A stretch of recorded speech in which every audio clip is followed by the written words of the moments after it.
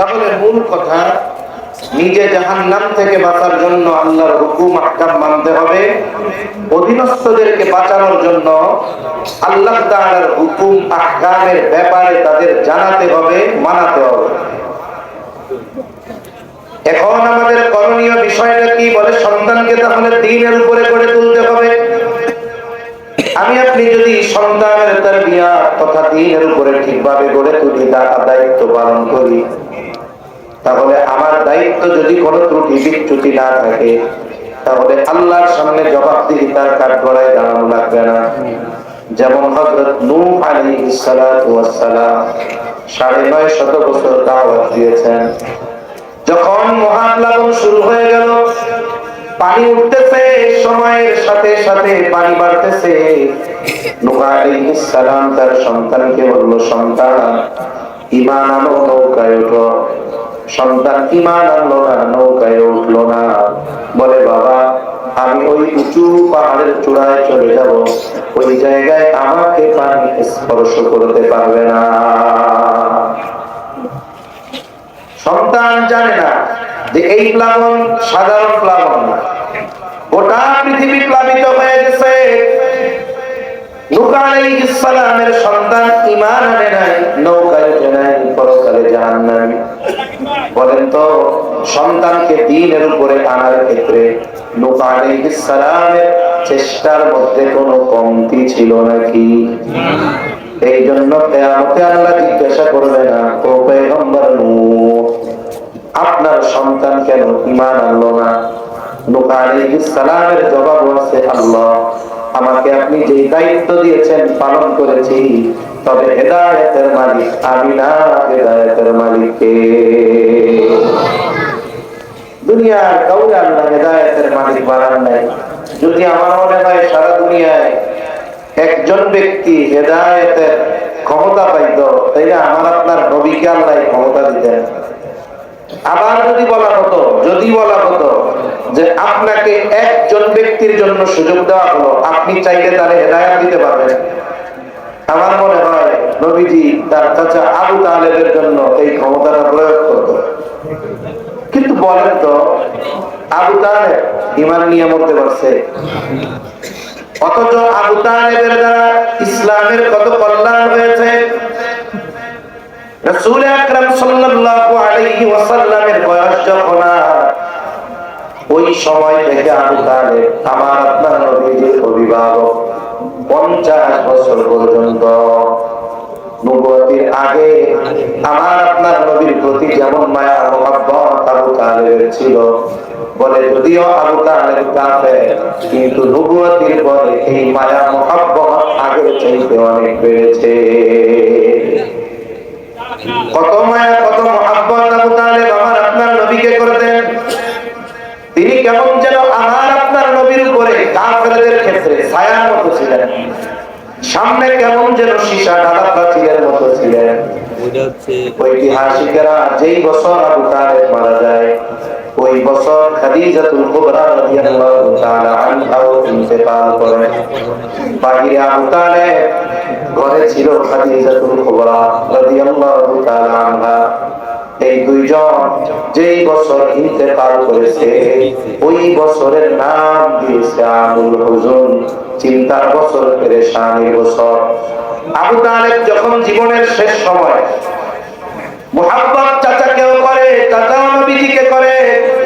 নবীজি এটাও জানে, আমার চাচা আমাকে যত মুহাব্বত করুক না কেন, আর আমি চাচাকে যত মুহাব্বত করি না কেন, বলে যদি ঈমান না আনে, আমাকে করা মুহাব্বত আর আমার করা মুহাব্বত তাকে অনন্তকাল জাহান্নাম থেকে বাঁচাতে পারবে না। এই চাচা যখন জীবনের অন্তিম সময় মারা যাবে বাপ, ওই সময় নবীজি চাচার মাথার কাছে বসে চাচা আবু তালেবকে বলতেছে, চাচা আপনি শুধু বলেন লা ইলাহা ইল্লাল্লাহ, আর কোনো কিছু বলা লাগবে না, শুধু বলেন লা ইলাহা ইল্লাল্লাহ। বাকি বিষয়ের জন্য আল্লাহর দরবারে কিয়ামতে আপনার জন্য আমি সুপারিশ করব। বলেন তো, কোন ব্যক্তি যদি ঈমান আনতে চায় কাফের, সে যদি একনিষ্ঠতার সাথে শুরু করে লা ইলাহা ইল্লাল্লাহ, কিন্তু মুহাম্মাদুর রাসূলুল্লাহ বলল না, বলেন তো ওই ব্যক্তির তালিকা ইমানদারদের সাথে অন্তর্ভুক্ত করা হবে নাকি? ওই ব্যক্তি ইমানদারদের তালিকায় অন্তর্ভুক্ত হতে পারবে না। কারণ আল্লাহর প্রতি ঈমান আনার সাথে সাথে নবীজির প্রতি ঈমান আনার ঘোষণা দেওয়া হয়। নবীজি এই সুযোগ দিতে চায় যে আপনি বলেন লা ইলাহা ইল্লাল্লাহ, বাকিটার ব্যাপারে সুপারিশ আমি করব। ঐতিহাসিকেরা বলে আবু তালেবের চেহারার মধ্যে ছাপ, এই বুঝি বলে লা ইলাহা ইল্লাল্লাহ। স্বাভাবিকভাবে আমরা মানুষ কোন কথা বলার আগে ওই কথার ছাপ আমাদের চেহারায় আসে। যদি কোন ব্যক্তির চেহারার মধ্যে রাগান্বিত ছাপ থাকে, বোঝা যায় এখন যে কথা বলবে এই কথাটা একটু গরম হবে, ঠিক না? আবার অনেক সময় কথা বলার আগে চেহারা সহ্য দেখা যায়, বোঝা যায় এখন যে কথা বলবে সেটা আনন্দের কোনো খবর হবে, কথা হবে। আবু তালেবের চেহারা ভাব এইরকম, এই বুঝি যখন দিয়ে কয় লা ইলাহা ইল্লাল্লাহ। আবু তালেব গোত্রপতি সম্মানী ব্যক্তি, তার মৃত্যুর সময় আরবের সব নেতারা হাজির। আবু তালেবের মৃত্যুর সময় আবু জেহেল উতবা সাহেবও কাছে, এই বুঝি বলে লা ইলাহা ইল্লাল্লাহ। আবু তালেবের কাছে দৌড় দিয়ে আবু জেহেল এসে বলে সাবধান সাবধান, আপনাকে মানুষ সম্মান করে, বীরপুরুষ বলে। আপনি যদি মরার আগে বাপ দাদার ধর্ম ত্যাগ করে মুহাম্মাদের ধর্ম গ্রহণ করেন, তাইলে কাপুরুষ বলবে। খবরদার, আপনি বাপ দাদার ধর্মে চুনকালি দিবেন না, নসিব বড় খারাপ, কালিমা নসিব হলো না। আবু তালেব দুনিয়া থেকে বিদায় নিল, নবীর মনেও বড় কষ্ট, মায়া। আর যে চাচা আমার জন্য এত ত্যাগ আর এত কষ্ট, এই চাচার ঈমান নসিব হলো না, হিদায়াত নসিব হলো না। আর আল্লাহ তাআলা কোরআনুল কারীমে জানালেন, ইন্নাকা লা তাহদি মান আহবাবতা ওয়ালাকিন্নাল্লাহা ইয়াহদি মান ইয়াশা।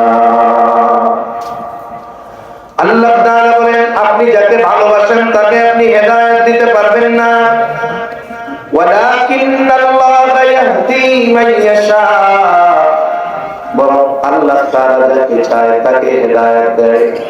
বলেন তো নবীজি তার চাচাকে ঈমান আনানোর ব্যাপারে খুব প্রচেষ্টা করেছে নাকি?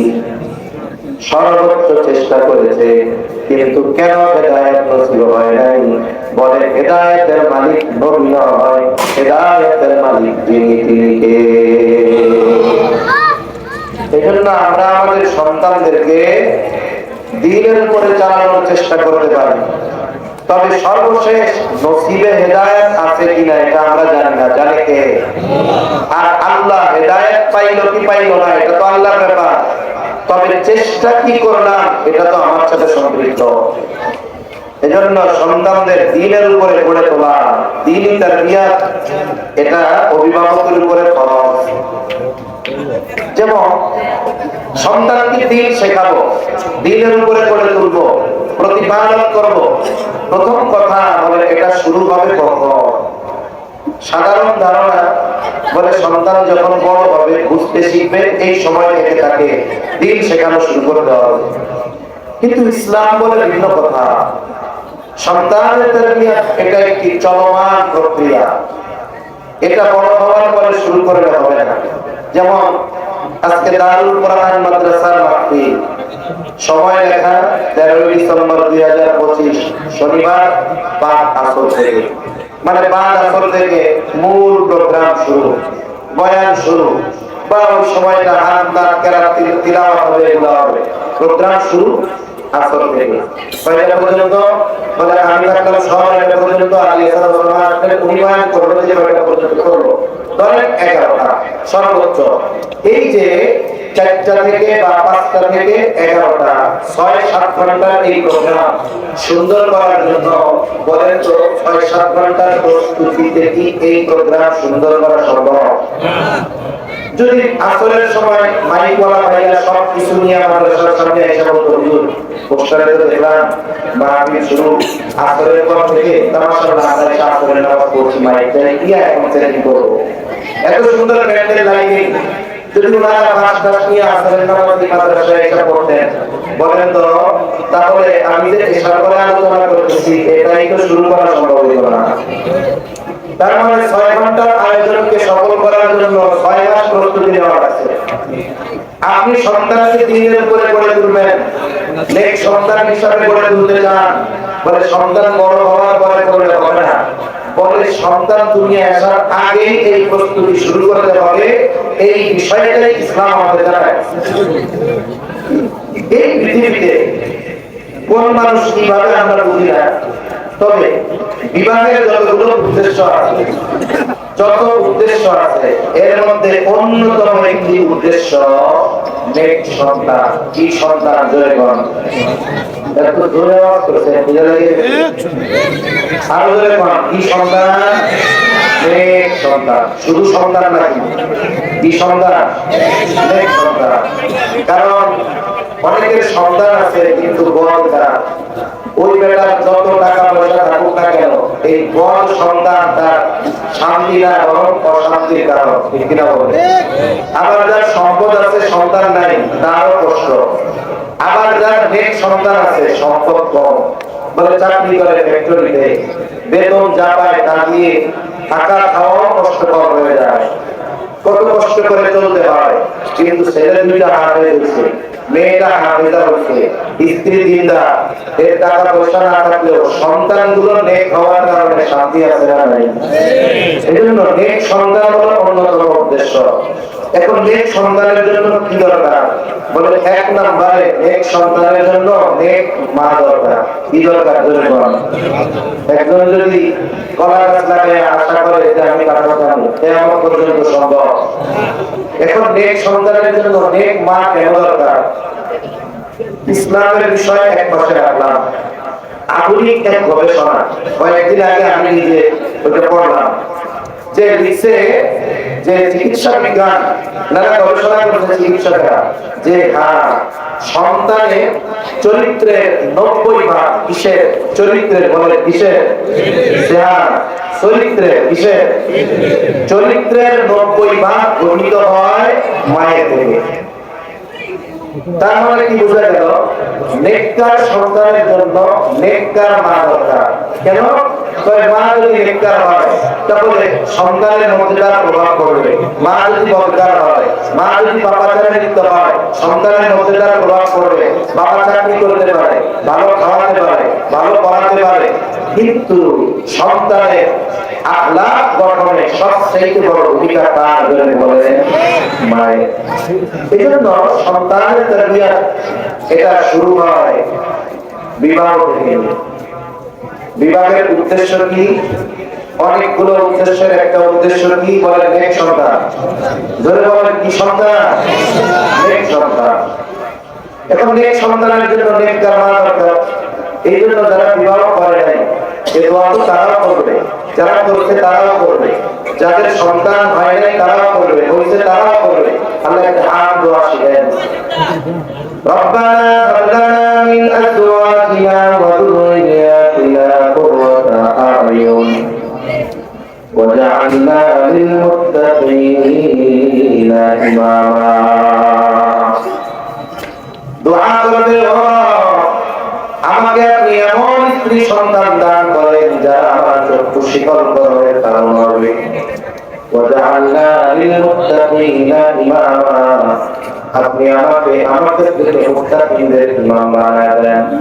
তাহলে প্রথম দোয়া, আল্লাহ এমন স্ত্রী দান করেন চক্ষু শীতলকারিণী হবে, এমন সন্তান দান করেন চক্ষু শীতলকারী হবে। তার মানে যদি সন্তান চাই তাহলে এক বিবি দরকার, আর এক বিবি প্রথমে আল্লাহ তার কাছে চাইতে হবে, সাথে সাথে বিবাহের সময় নেককার আর দিনদারিত্বকে প্রাধান্য দিতে হবে। এখন যদি কেউ শুধু দোয়া করে সন্তান চায়, বিবাহ শাদী না করে, পাওয়া যাবে?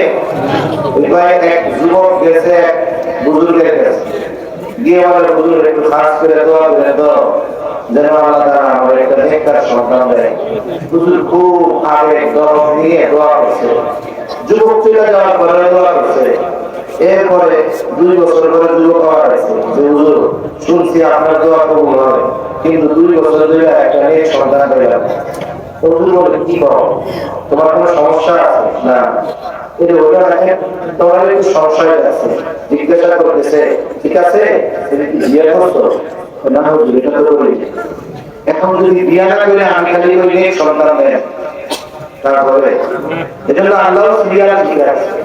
আগে নেককার যদি চাও, নেককার যদি পাবা, এরপরে দোয়া করো, সাথে সাথে নেক সন্তানও পেয়ে যাবে ইনশাআল্লাহ। এজন্য ইসলাম আমাদের জানিয়ে দেয়, নবী আমাদের জানিয়ে দিয়েছেন বিবাহের ক্ষেত্রে নারী কোন গুণটাকে প্রাধান্য দিতে হবে। নবী বলেন তুনকাহুল মারআতু বিআরবাঈন, 4টি জিনিস দেখে নারীদের বিবাহ করা হয়। 1 নাম্বার দেখা হয় তার সৌন্দর্য, 2 নাম্বার দেখা হয় তার বংশ, 3 নাম্বার দেখা হয় তার সম্পদ, 4 নাম্বার দিনদারিত্ব। তবে দিনদারিত্বের ব্যাপারে নবী বলেন ফখর বিদাতিদ্দিন, তোমরা দিনকে প্রাধান্য দাও। তার মানে দিনদারিত্ব পরিপূর্ণ, দিনদারিত্ব নাই বাকি 3টা দেখতে সুন্দর, টাকা পয়সাও অনেক, বংশ অনেক ভালো, কিন্তু দিনদারিত্ব নাই বলে কাছে ভিড়ো না। তবে ব্যতিক্রম যদি হয় দিনদারিত্বের মধ্যে কমতি নাই, কিন্তু দেখতে একটু শ্যামলা, বংশ অনেক পুত্র না, টাকা পয়সা বাবার অনেক নাই, বলে বিবাহ করো, একটু সবর করো, আশা করা যায় ওই নারীর গর্ভে আল্লাহ এমন সন্তান দিবে যে সন্তান ওই যে তোমার দোয়া চক্ষু শীতলীকরণের কারণ হয়ে যাবে। তাহলে নেক বিবি দরকার। যদি সবগুলো পরিপূর্ণ হয় তাহলে তো ভালো করে ভালো, কিন্তু আল্লাহ তাআলা সবাই কি সুন্দর বানাইছে, চামড়ার সৌন্দর্য সবাই দিয়েছে, চামড়ার সৌন্দর্য হয়তো সবাই পাবে না, তবে চেষ্টা যদি করে আল্লাহ যদি চায় চরিত্রের সৌন্দর্য সবাই অর্জন করতে পারে। আর বাস্তবতা ওইটা, বলে বিবাহের আগে চেহারার সৌন্দর্যের প্রাধান্য থাকে বেশি, বিবাহের পরে চারিত্রিক সৌন্দর্যের প্রাধান্য থাকে বেশি। যার কারণে কি দেখি যত বিবাহ বিচ্ছেদ হয় বাংলাদেশে অধিকাংশ নারীদের চেহারা সুন্দর হয়, চরিত্র সুন্দর নয়। চরিত্রের সৌন্দর্য এটা লংজিভিটি বেশি। আজকে যে মেয়েটা 20 বছরের ষোড়শী যুবতী একেবারে দেখতে সুন্দর, বলেন তো এই মেয়েটার বয়স যখন 60 বছর হবে এই সৌন্দর্য থাকবে? চামড়া খুলে যাবে, চুল পেকে যাবে, চোখ বড়রে চলে যাবে। কিন্তু যদি সে দিনদার হওয়ার মাধ্যমে চারিত্রিক সৌন্দর্য অর্জন করতে পারে, বলে বয়স যদি 80 হয়ে যায়, চামড়া যদি ঝুলেও যায়, দৃষ্টি শক্তি যদি চলেও যায়, চুলগুলো যদি সব পেকেও যায়, হয়তো তার চেহারা সৌন্দর্য চলে যাবে, কিন্তু চরিত্রের সৌন্দর্য কখনো নষ্ট হবে না। এজন্য আমরা শুধু চিন্তা করি দেখার সৌন্দর্যে, কিন্তু আল্লাহ নবী জানিয়ে দিয়েছেন দিনদারিত্বকে প্রাধান্য দাও। দিনদারিত্বকে যদি প্রাধান্য দেওয়া হয়, বলে যে দিনদার বাস্তবে তার মধ্যে পরিপূর্ণ উত্তম আখলাক চরিত্র আছে, তাছাড়া সে পরিপূর্ণ দিনদার হতে পারে। আমাদের কোন প্রসিদ্ধ ঘটনা আছে, হযরত ওমর রাদিয়াল্লাহু তাআলা আনহুর কাছে এক যুবকের ব্যাপারে বাবা অভিযোগ নিয়ে গেছে, খলিফাতুল মুসলিমিন আমার সন্তান আমাকে করে না, একটু বলে দেন। হযরত ওমর রাদিয়াল্লাহু তাআলা আনহু যুবকটাকে বলছে কি ব্যাপার, কেন তুমি তোমার বাবার আদায় করো না? যুবক আমার পাল্টা প্রশ্ন করে বলে খলিফাতুল মুসলিমিন হক কি শুধু পিতা সন্তানের কাছে পায়, সন্তান কি তার পিতার কাছে কোনো হক পায় না? হযরত ওমর রাদিয়াল্লাহু তাআলা কয়েকটা হকের কথা বলছেন, এর মধ্যে সর্বপ্রথম তিনি যে হকের কথা বলেছেন যে প্রত্যেকটি সন্তানের তার পিতার কাছে প্রথম হক একজন দিনদার মা। সন্তানের কাছে বাবা হক দাবি করবে কখন? সন্তান যখন বালেগ হবে, বুঝমান হবে। কোন বাবা যদি তার 4 বছরের ছেলে বলে আমি তোর বাপ, আমি আজকে থেকে ধরে বলে থাকবো তুই পড়ো চালাই এখান থেকে আমার ইনকাম করে খাওয়া। এই 4-5-6 বছরের বাচ্চারে যদি কোনো বাপ এটা বলে আদায় হবে না, এটা হবে জুলুম। এটা কি হবে? এটা হবে জুলুম। তবে সন্তান তো বাবার কাছে হক পায় কখন? বলে বিবাহ করার আগেই একটা হক ওই সন্তানের বাবার উপরে রয়ে গেছে। সন্তান হবে কি হবে না আল্লাহ জানে, কিন্তু কেউ যদি দিনদারিত্বকে বাদ দিয়ে সুন্দর করে টাকা পয়সা আর বংশের প্রাধান্য দেয়, তাহলে অনাগত সন্তানের জরুরি একটা হক সে নষ্ট করে ফেলল। সম্মানিত উপস্থিতি, উদ্দেশ্য যেহেতু নেক সন্তান, সুতরাং 1 নম্বরে দরকার সন্তানের জন্য নেককার মা, ঈমান ধরে মা।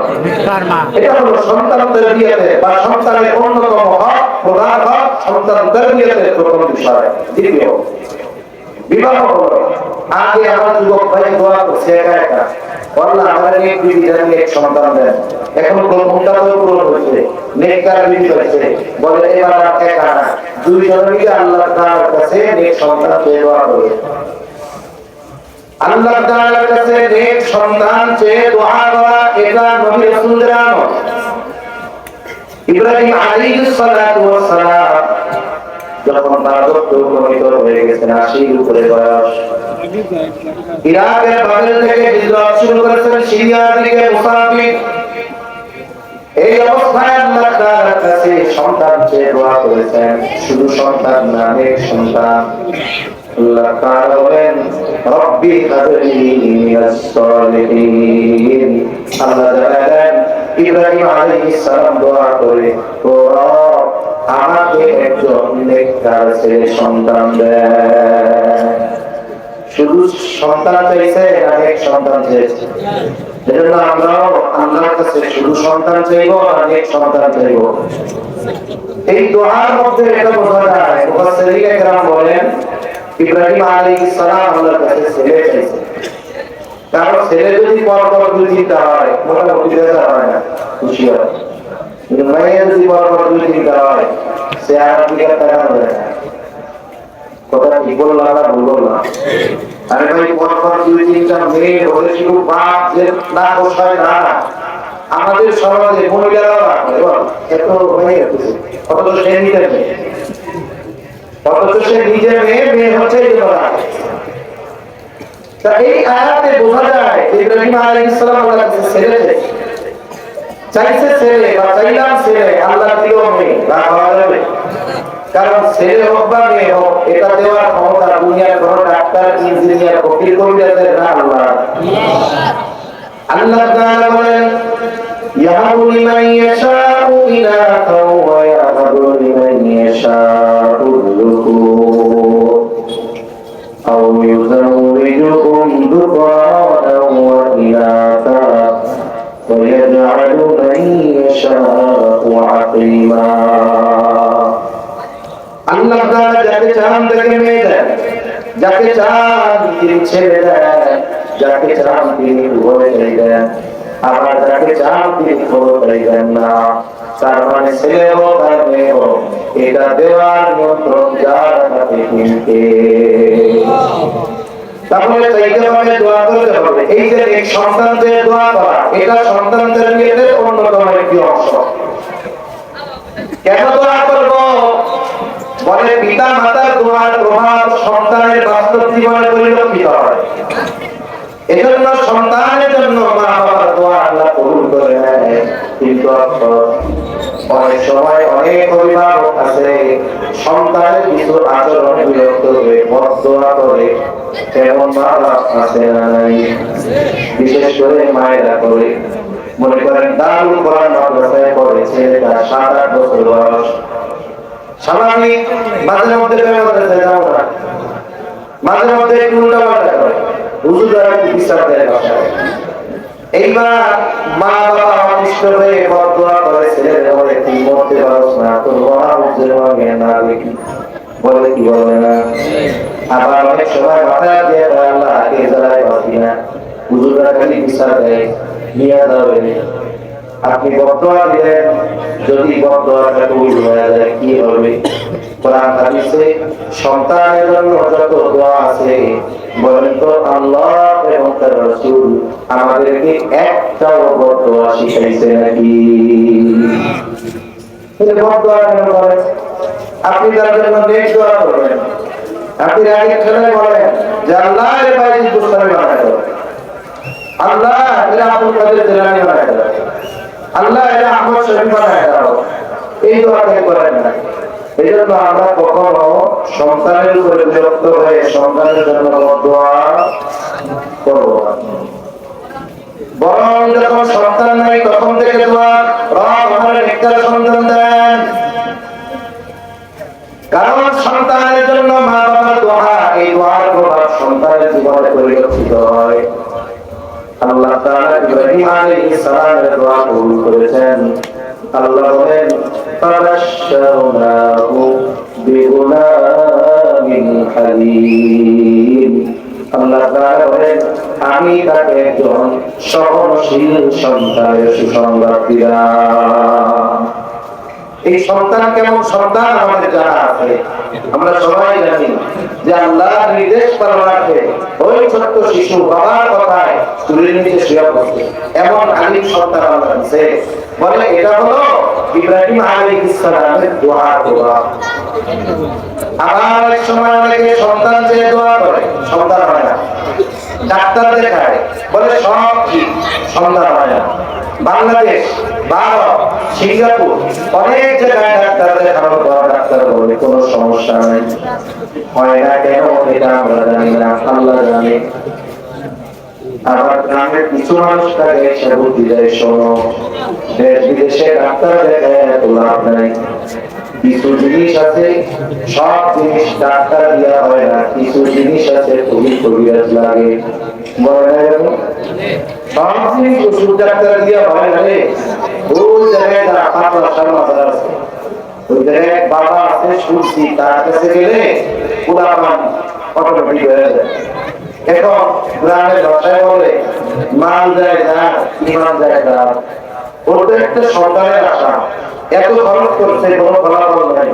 এইবার দৌড় দিয়ে চলে চলে যায়, যাওয়ার পরে বলতেছে হ্যাঁ সন্তান তো হইব, এই যে সামনে আগে একটা দৌড় মারত। বলেন তো আল্লাহর নাম ছাড়া কোন বাবার নামে মানব করা যায় আছে? এই যে শুরু হইল অপরাধ। এরপরে বলে শোনো সন্তান হবে 17 ঘাটের পানি আনবা, 20 গাছের গোলাপ পাতা আনবা, 21 গাছের গোলাপের কাটা আনবা, শ্মশানের মাটি আনবা, কবরস্থানের মাটি আনবা। এইগুলা দিয়ে গুলাইয়ে গুলাইয়ে গোসল করাইলে তো গোলাপ হয়ে যাবে। যদি বিশ্বাস করে যে এইগুলো করলে সন্তান হবে, তাহলে সে আল্লাহরে অক্ষম মনে করে, তার ঈমানের অবস্থা খারাপ হয়ে যায়। চিন্তা করে দুনিয়ার চিকিৎসা করলাম, আমাদের চেষ্টা করলাম, বলে যতক্ষণ আল্লাহ না চাইবে ততক্ষণ কোনো কিছু দিয়ে কাজ হবে না। এবার ওরা চিন্তা করে আল্লাহর কাছে চাওয়ার মতো চাইবো, বলে সবার দ্বারা যেটা অসম্ভব আল্লাহর দ্বারা সেটা শুধু সহজ নয় বরং অতি সহজ। আল্লাহর কাছে খাস করে দোয়া করছে, বাইতুল্লাহ গেছে, হজে গেছে, স্বামী স্ত্রী দুইজন মিলে দোয়া করছে। আরাফা, মিনা, মুজদালিফা, মুতাজিম, কাবা ধরে ধরে আল্লাহর কাছে দোয়া করেছে, দোয়া কবুল হয়ে গেছে। বছর ঘুরে নাই, আল্লাহ তাআলা কোন দূরে চক্ষু শীতলকারী সন্তান দান করে দিয়েছে।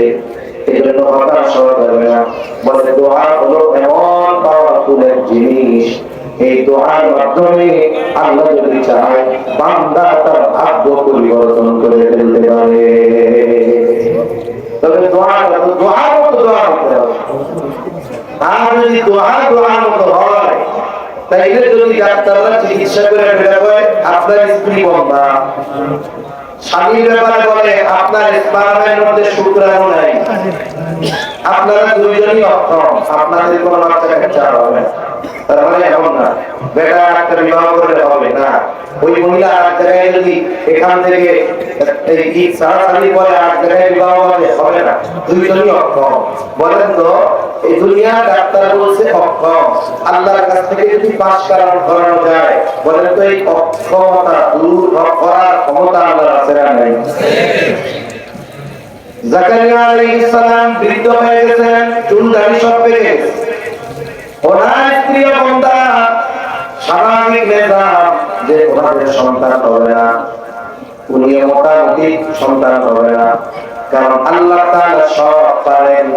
তবে আল্লাহ তাআলা একটা সিস্টেম নির্ধারণ করে দিয়েছেন, সিস্টেম যেহেতু সিস্টেমের মধ্যে বলতেছে হবে না, কোনটা মোটামুটি অবস্থার উপরে হবে না, তবে দিনের মধ্যে আশা আল্লাহ যদি চায় তাই তো আল্লাহ তাআলা দিতে পারে। তবে ওনার জীবনে এক ঘটনাকে কেন্দ্র করে উনি আল্লাহ তাআলার কাছে একনিষ্ঠ একাগ্রতার সাথে সন্তান চাইছেন। আল্লাহ ওনার বার্ধক্য আর স্ত্রীর বন্ধাত্বকে দূর করে আল্লাহ সন্তান দান করেছে। আমাদের কম বেশি সবার জানা মারিয়াম আলাইহিস সালাম, ঈসা আলাইহিস সালামের মা। মারিয়াম আলাইহিস সালামের ব্যাপারে ওনার মা, উনি যখন ওনার মায়ের গর্ভে মা মানত করছে, আল্লাহ আমার পেটের যে সন্তান, এই সন্তান আমি আপনার জন্য মানত করলাম যে ও বাইতুল মুকাদ্দাসের খেদমতের জন্য ওকে দিয়ে দিব। বাইতুল মুকাদ্দাস আপনার ঘরের খেদমত করবে, বিবাহ শাদী কিছু করবে না, ইবাদত করতে কি করে ওর হায়াত কাটায় দিবে। তখন মুফাসসিরিনে কেরাম বলেন উনি মূলত এই জায়গায় সূক্ষ্মভাবে কৌশলে আল্লাহর কাছে ছেলে চাইছেন। কেন? বলে ওই সময় বাইতুল মুকাদ্দাসে কোন মেয়েকে বাইতুল মুকাদ্দাসের খাদেম হিসাবে নেওয়া হইতো না। উনি তো এই কথা বলেন নাই যে আল্লাহ পেটে যে যা বাচ্চা আছে সেটা যদি ছেলে হয় তাহলে এরা আমি খেদমতের জন্য দিব। উনি কি বলছে যে সন্তান পেটে আছে এরা আমি আপনার নামে করলাম। এখন সন্তান তো হচ্ছে মেয়ে, কি করছে মনে করছে ছেলে হবে, দেখ আর কি বলছে মানব। এখন ওই সময় তো নেওয়ার রেওয়াজ নাই, কিন্তু বাইতুল মুকাদ্দাসের ইমাম এক সময় ছিলেন মারিয়াম আলাইহিস সালামের বাবা ইমাম। এরপরে ইমাম ওনার খালু জাকারিয়া আলাইহিস সালাম। এখন মারিয়াম আলাইহিস সালামের বাবা যেহেতু আগের ইমাম, সবাই ওনার প্রতি একটা আগ্রহ পয়দা হয়েছে। আলোচনা করে চিন্তা করছে যে হ্যাঁ মারিয়ামকে আমরা বাইতুল মুকাদ্দাসের জন্য নিব, নিয়ম ভঙ্গ করে, কারণ তার বাবা ইমাম ছিলেন, তার মা যেহেতু মানত করছে, খালু যেহেতু আছে, তবে সবাই আগ্রহী যে মারিয়ামের দায়িত্ব সবাই নিতে আগ্রহী। এখন মেয়ে তো একজন, দায়িত্ব নিতে চায় সবাই। এখন কি করতে হবে? লটারি দিচ্ছে। সব লটারি কিন্তু যায় না, মাঝে মাঝে বাইক নিয়ে ঘুরে বেড়ায়, 10 টাকার লটারি, প্রথম পুরস্কার 2 লক্ষ টাকা পালসার মোটরসাইকেল।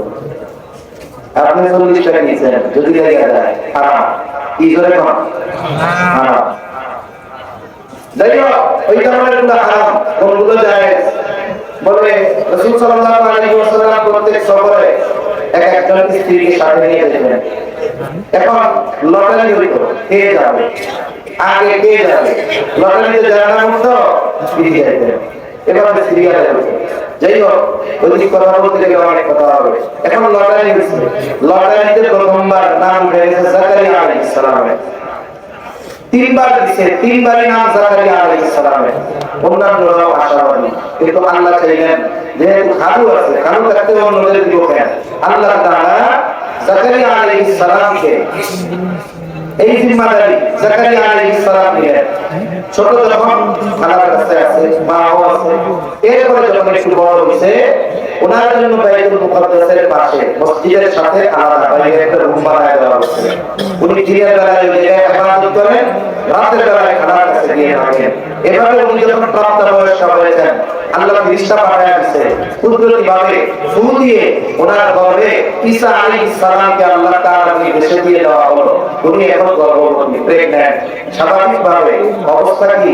বলে কোন মেয়ে যখন সন্তান সম্ভব হয়, অতীত থেকেই দেওয়া নিয়ম, মুরব্বীরাও বলে, ডাক্তারও বলে যে এখন একে ভালো মন্দ খাওয়াবা, দুধ ডিম খাওয়াবা, আপেল কমলা খাওয়াবা, আনার খাওয়াবা। কেন? বলে সে যদি পুষ্টি পায়, পেটের সন্তান পুষ্টি পাবে। হবে, কিন্তু ওই জায়গা তো ব্যতিক্রম। মারিয়াম আলাইহিস সালামের গর্ভে সন্তান কেউ জানে না, খালুও জানে না, খালাও জানে না, মাও জানে না। মুফাসসিরিনে কেরাম বলেন নারীরা তো সন্তান যখন ভূমিষ্ঠ হওয়ার সময় নিকটবর্তী হয়, সাথে সাথে শরীরের গঠন আকৃতি পরিবর্তন হয়, কিন্তু মারিয়াম আলাইহিস সালামের বিষয় হলো এইরকম। ঈসা আলাইহিস সালাম গর্ভে, কিন্তু শরীরের কোনো আকার আকৃতি গঠনের কোনো পরিবর্তন নাই। কেউ দেখে বলতে পারতো না যে গর্ভে সন্তান। যতক্ষণ না ওই সন্তান ভূমিষ্ঠ হয়েছে আর উনি কোলে করে ওনার সম্প্রদায়ের কাছে না আনছে, ততক্ষণ পর্যন্ত কেউ জানতো না যে মারিয়ামের গর্ভে সন্তান আছে। সুবহানাল্লাহ। তারপরে মারিয়াম আলাইহিস সালামের গর্ভে সন্তান, বলেন তো ওনার মা জানে নাকি? জোরে বাংলা জানে নাকি? ওনার খালা জানে না?